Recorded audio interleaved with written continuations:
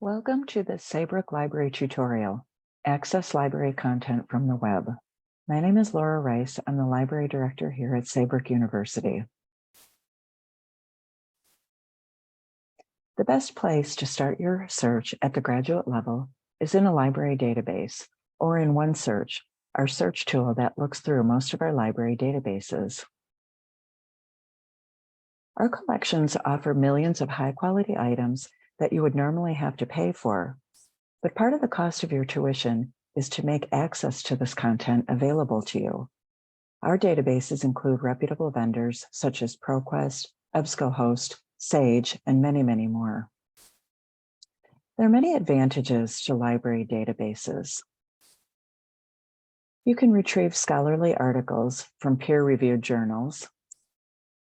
You can access and even download ebooks rather than having to buy them. You won't have any sponsors or annoying advertising or pop-ups. You can tailor your searches in a variety of ways to get focused and relevant results. You can find credible and authoritative information. And your results will include citations and citation tools that will generate citations for you and even lead you to other sources that are related. So you will have success in your research when you start in the library.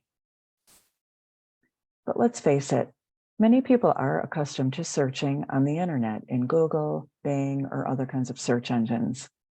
The internet is a good place to go for certain types of information, such as background info, educational and government websites, statistics, professional association websites, and so on. Believe it or not, in today's information landscape, you often can find and access good articles for free. There has been a movement of scholarly content into open access and open educational resources, and this has certainly helped. Often, when you are searching for articles on the internet, you find something that's relevant only to discover that in order to read the full text, you're prompted to pay. The reason for that is because many of these articles are in journals that are only available in paid subscription databases like you would find in libraries or on online journals. If this happens, don't give up.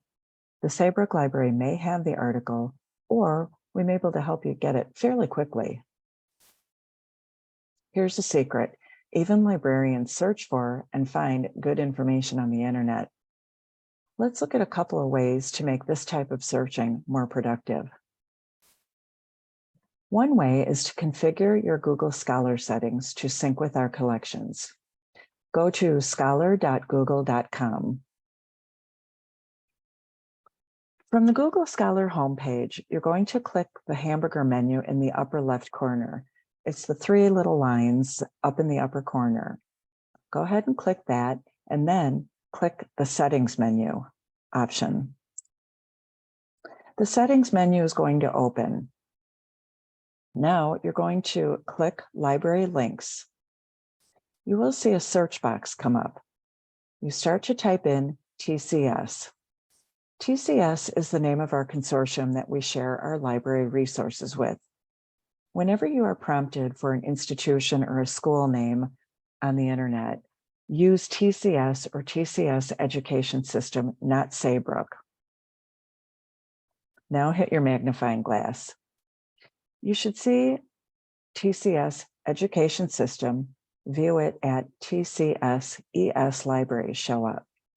Go ahead and put a check mark in that box and then click Save.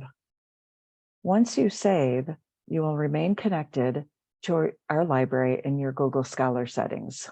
Let's go ahead and try a search now. In this example, I searched for Alzheimer's disease longitudinal study. I got 770,000 results. That's a lot. But look at the results here. You can see that many of them, in fact, all of them in this screenshot, have the View It at TCS ES Libraries link. That tells me that I'll be able to view it in our library. When I click that link, it takes me to the catalog record for it in the Saybrook Library. From here, I can open it and read it.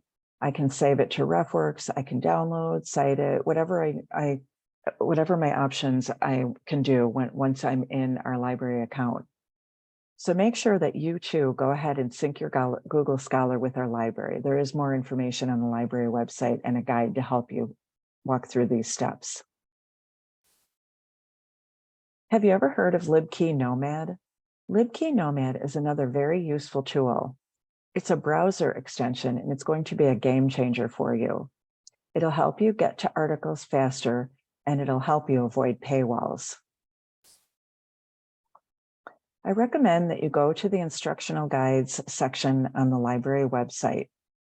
From here, go to the online guides section and look for one of the guides that's called LibKey and Browsine. Go ahead and click that link to open up the guide.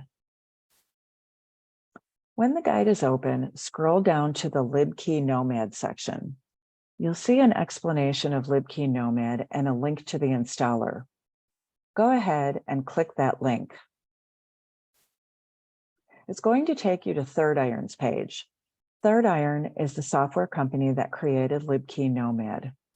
Go ahead and click Get LibKey Nomad Now, and then pick your browser. You can install it on Chrome, Edge, and many more, as you can see here. Follow the prompts to get the extension. In my example, I downloaded to Microsoft Edge. You go ahead and choose to add the extension. And now, once the extension is installed, you need to sync it to our library. Once again, search for TCS or TCS Education System, just as you did with Google Scholar. Save your selection and you're now good to go. So now let's take a look at searching with LibKey Nomad installed. Here's a sample search. Let's say I wanted to open this article I found on the internet. It's called A Double Whammy on Gastric Cancer Risk. When I click the link to open it, I'm taken to the journal article page. Unfortunately, it looks like this journal cannot be accessed from my browser. It's telling me that it's only available to subscribers. So in that case, I'd have to pay to read it. But look in the lower left corner. With LibKey Nomad installed on my browser, it's telling me that I have access through TCS Education System. I'm going to go ahead and click that access option. It takes me to our Library OneSearch catalog record. Now, I still can't access it because it appears that we don't actually subscribe to this journal, but it directly connects me with the option to request it via interlibrary loan right into my Saybrook Library OneSearch account. All I have to do is click Get It and acknowledge copyright. And within 24 hours, I should receive a PDF of the article for free in my inbox.